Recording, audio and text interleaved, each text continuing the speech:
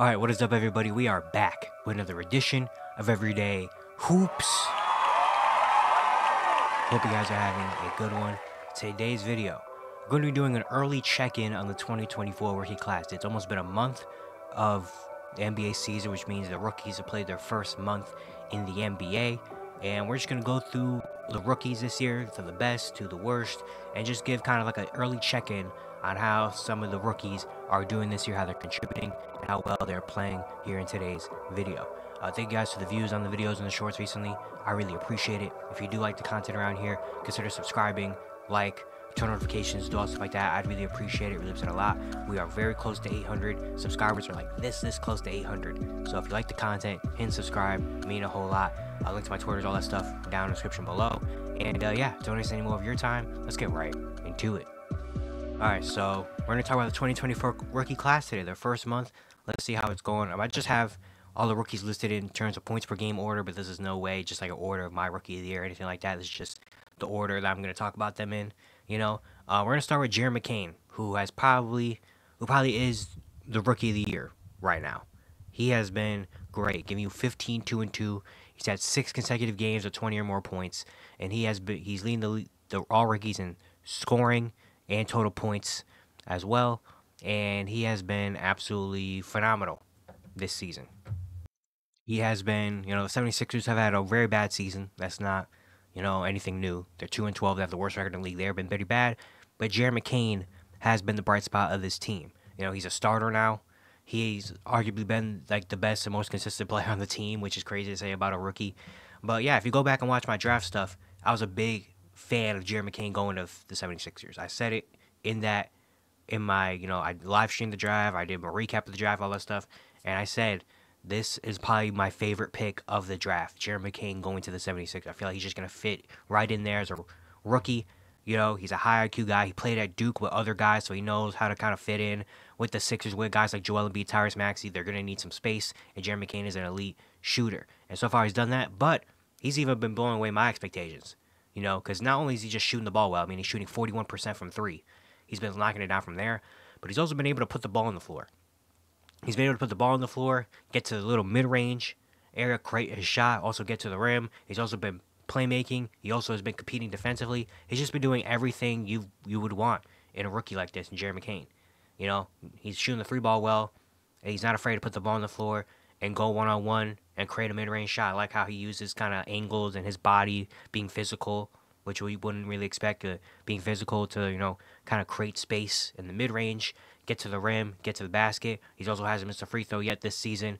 He has just been great, and right now he is the favorite. I think he should be the favorite to win Rookie of the Year. Right now he is the Rookie of the Year for me personally, but I think for everybody, he should be the Rookie of the Year because he has been incredible as a rookie, I mean, the Sixers just have a thing, I guess, for drafting really good players outside the lottery. I mean, they drafted Tyrese Maxey, 20-something overall. Jared McCain now. They just know how to draft late in that first round, I guess. And they found McCain. He has been very, very, very good. Interested to see how he kind of develops throughout his Philly career, considering they do have, again, Tyrese Maxey. They have Joel, Paul George on a 4-year contract. So how much is he really going to develop over there? I don't really, in terms of being like an all-star and stuff, I don't really know. But honestly, I'm not really counting on banking on him to be an all-star at all. If he could just continue to play the way he's been playing this year, and just being a guy that can, space the floor, a guy that, can give you 20 if you really need him to. He can give you 20 to 25 points, put the ball on the floor. He can provide for you on the offensive end, and then also compete defensively. That's all you really would want. So Jared McCain, he has been very, very good. Next, we're going to go to Zaccharie Risache, the number 1 overall pick.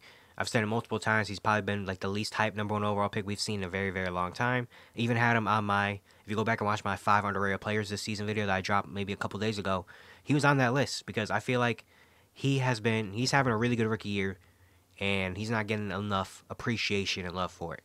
The numbers don't jump off the page at all. I mean, he's giving you 12 and 4, an assist, almost a steal and a block. The shooting numbers, 38, 25, 69, not good shooting numbers at all. But watching him on the court, you could definitely see how impactful he's going to be eventually in the future. Once he really gets his consistency going, and once he gets used to the NBA game, you can see how impactful he's going to be for a Hawks team. He's a 6'9" forward. He can do a little bit of everything. He can catch and shoot. He's not afraid to put the ball on the floor, attack the basket, even though he is thin frame, which I think probably gonna be able to build out. I mean, he's only 19 years old. He has a thin frame, but he's not afraid to attack the basket, get to the free throw line. Defensively he competes. He shows some traits that he's gonna be a pretty solid defender in the league with his length. And then yeah, it just feels like he has a high IQ. It feels like he just kind of knows where he's gonna be on the court.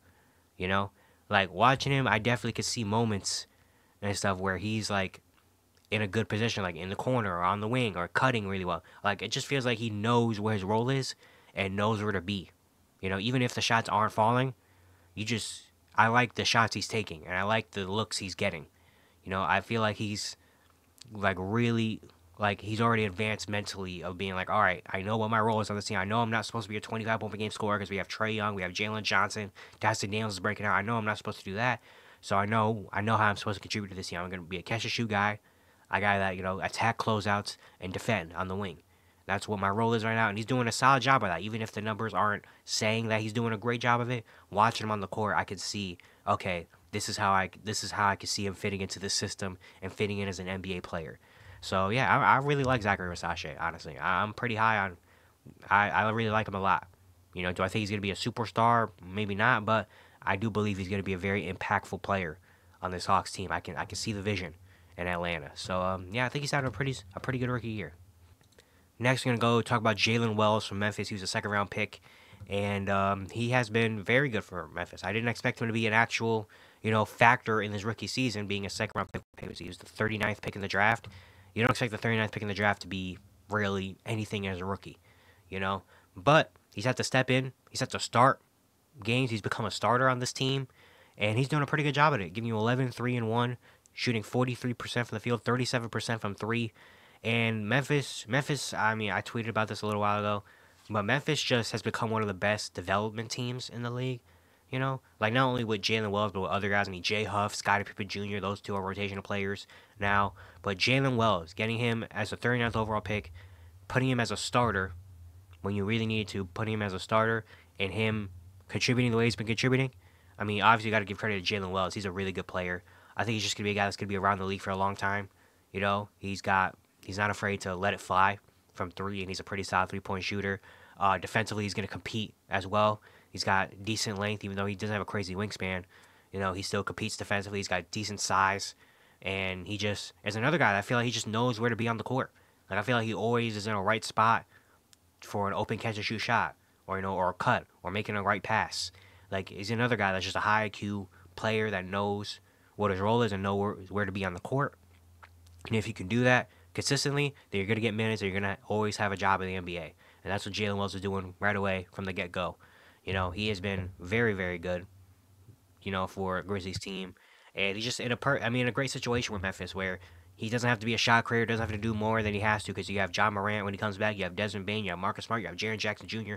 You don't need to be a shot creator. You just need to be a shot maker, and defender. And that's what Jalen Wells is doing. So, yeah, he's having a really solid rookie year. I guess we'll tie it in with him with Zach Edey as well. Since we're talking about the Grizzlies, we'll talk about Zach Edey too.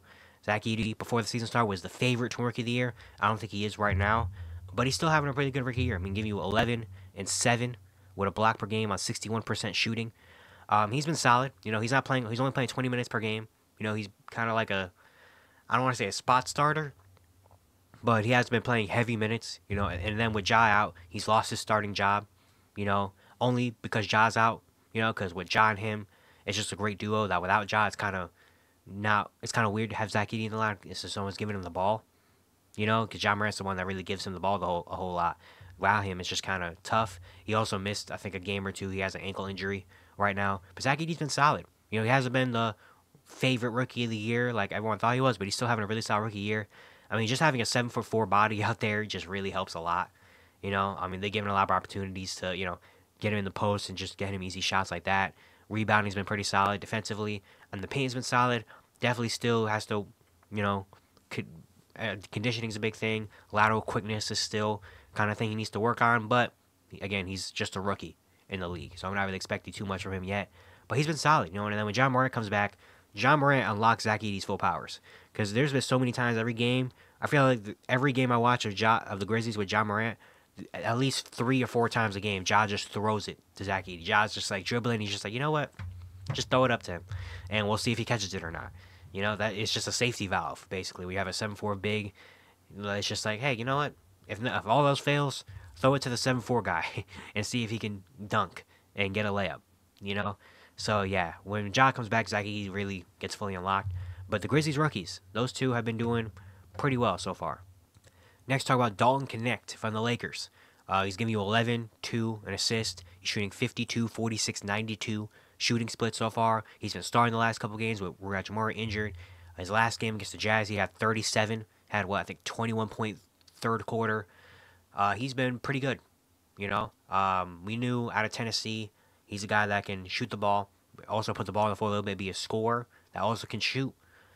So far this year, he hasn't really had to score, but he's been shooting the ball very, very well. 46% on 5 attempts is really good. And it's still just like mind-blowing a little bit that he fell 17 to the Lakers. Like he was a consensus, I feel like, top 10 pick. He was a consensus coming to the draft. He was a consensus like this guy's going to be a top 10. This guy's going to be, a really good pick for a good team. And somehow he falls 17 to the Lakers. Like, it's still kind of mind-blowing that happened. But good job of the Lakers for, I guess, falling right into his lap and picking him up and putting him in a really good position, especially with J.J. Redick, a guy that has kind of a similar play style and has been in the shoes of a guy like a Dalton Knecht before. So they're just putting him in the right position, shooting. Obviously, when you have a team with LeBron in it, shooting needs to be at a premium, and Dalton Knecht has been the premium. He's been a guy that's just been able to come right in, doesn't have to do too much again, has just been very comfortable shooting the ball, really comfortable as well, dribbling the ball as well, putting the ball on the floor. Hasn't been something, super, like, he looks comfortable doing it. But really his shooting, it's just a premium over there with the Lakers. And now, he has to be a fixture in the rotation now, especially after that game against the Jazz. He's been starting the last couple games. I don't think he's going to be a starter until when Rui comes back. Rui got that starting spot, but Dalton Knecht needs to be probably that 6th man or 7th man because he is just valuable to this team, really valuable. A guy that can, a 40-something% shooter being in there is just big. But yeah, he's 23 years old. It's crazy that teams were scared of a upperclassman. That's just weird to me. Those should be the players that should be the most safe because they've been in college for so long that it's like, all right, we've seen a full body of work of 4 or 5 years of what this guy can do.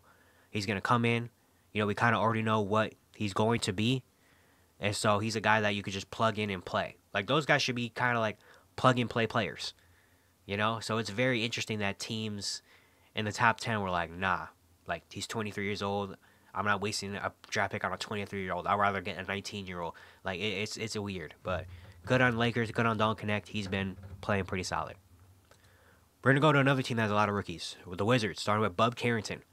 Give you 10, 4, and 5 with the steal on 44, 39, 80 shooting splits. Having a really solid rookie year. The Wizards are bad, and they're supposed to be very, very, very bad.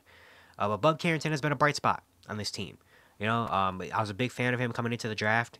A point guard that can, get a bucket. That's really what he's been. A point guard that can get a bucket, a solid playmaker, loves to get into the mid-range area. And so far, he's been showing that. He's been the starting point guard on this team. He's been a guy that, has been getting to the bucket, scoring. His playmaking has been really solid, too. It's been very, very solid. He rebounds the ball pretty well. He's got good size, despite being a 6'4" guard. He's got good wingspan. The three-point shot has been solid, too. 39% on 4 attempts. That's pretty solid. He's not a guy that's a, high-volume three-point shooter. Especially at Pittsburgh, he was more of a get a bucket at the paint or get to the mid-range. But the three-point shot has been very solid, too. If the three-point shot can be consistent, then I think he's going to have a really good career in Washington. And he's got all the opportunity in the world in Washington. There's no other point guard on his team. Like, Jordan Poole technically is kind of like the point guard.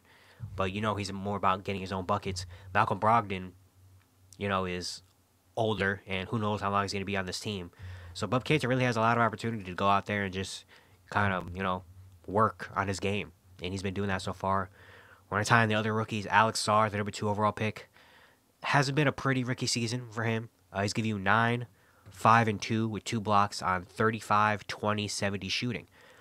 We knew Alex Sarr coming into the draft. He was a defensive guy that his offense is a work in progress. Defensively, he's been solid. 2 blocks per game, you definitely can see the vision. And the defensive end, a 7'1" 4 that can move his feet laterally, can block shots, can help on the help side. Like, defensively, he's been all right. It's just offensively, it's been a struggle. And I kind of expected that a little bit as an offensive struggle.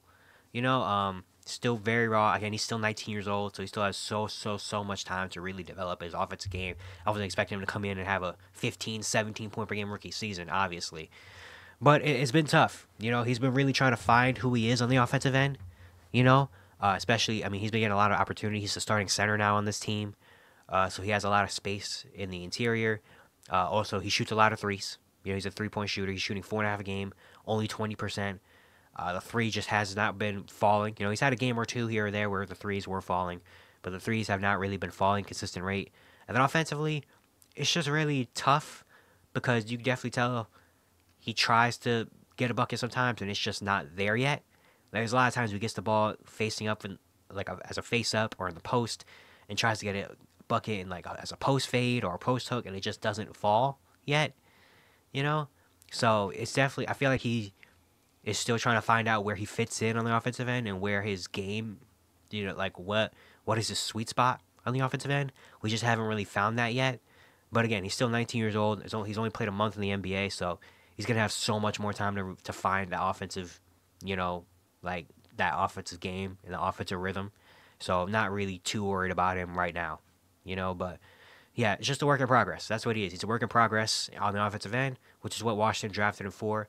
And Washington is going nowhere anytime soon, so I guess he has a lot of time to figure himself out, which is why he wanted to go to Washington. And then Keyshawn George, their last first-round pick, has been solid. He's a guy I've seen so far.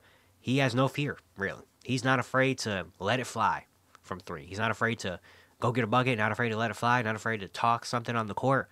He's got confidence, which is what you expect. He's giving you 8 4 and 3, 34, 27, 70 shooting splits. He's taking almost 6 threes per game, only shooting 27%. He's very streaky shooter, but as a 20-year-old that, is a rookie on the Washington Wizards, that's not surprising at all. He's very streaky. He's had some moments. He had a game against the Warriors, I think, where he hit 4 threes in a row randomly. I think he had another game where he hit a couple threes in a row. So it's very sporadic right now, which, again, makes sense. But I just like the confidence he has.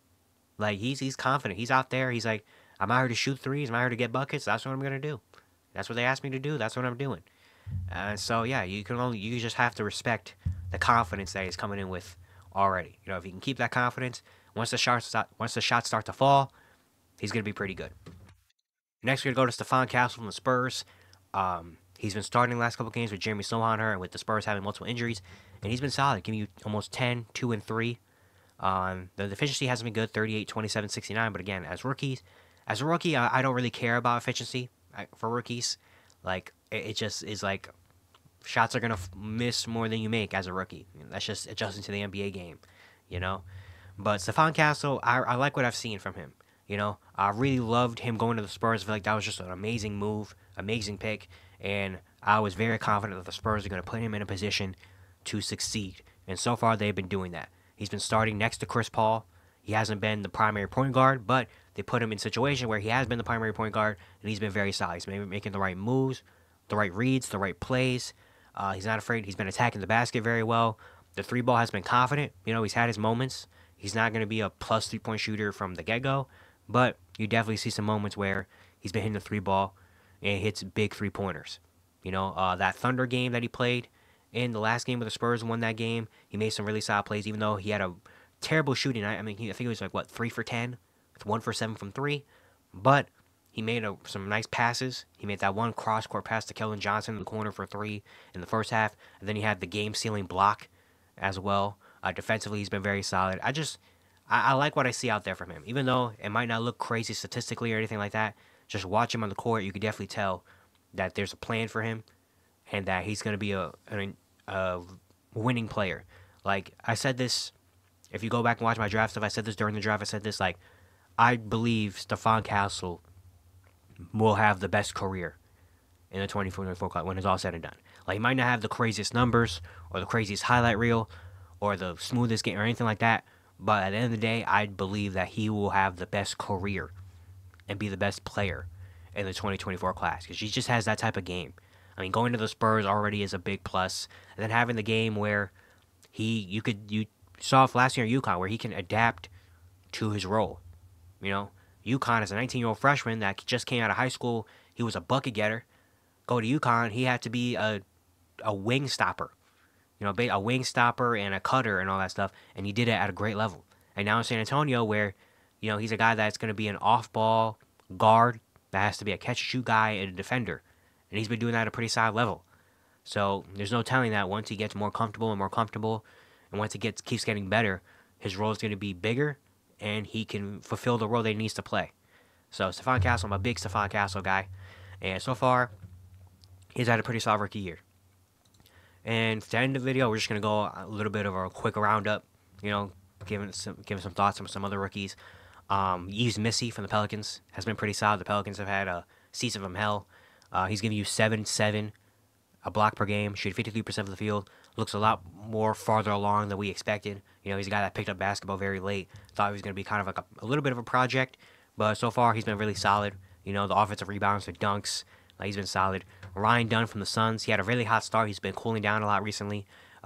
He was shooting the lights out from three. I mean, he's still shooting 33% from three. But, you know, he's definitely cooled down a whole lot. But him having the confidence of being a three-point shooter when coming into the draft, his big thing was what is he going to be on the offensive end.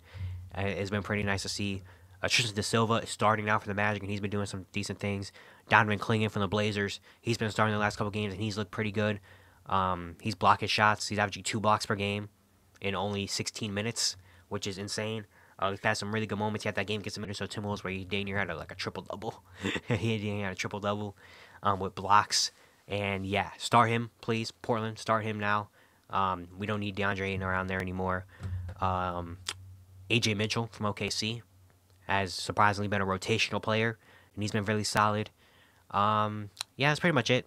You know, there's a lot of other rookies that have been doing their thing. They've been decent, but those are the guys I really wanted to, you know, fully mention and talk about. But, yeah, this rookie class has been solid, you know. There's a lot of talk coming into this season about this rookie class and how it's going to be pretty bad. And it might not pop off statistically, you know. But there's been a lot of really solid contributing players so far in this rookie class. And let's see. I mean, I did this last year where I kind of had a little bit of, like, check-ins on the rookie class, and we're going to do it this year as well. And I can't wait to see how it looks, like, at the halfway point and see how the rookie class is kind of scoping out to look like. But yeah, that's going to be it for today. Hope you guys enjoyed. Once again, if you do like the content around here, consider subscribing, turn notifications, do all that stuff like that. I'd really appreciate it. Really helps out a lot. Again, we're very close to 800 subscribers, so if you like the content, hit the subscribe button. It would mean a whole lot. And yeah, I'll see you guys tomorrow.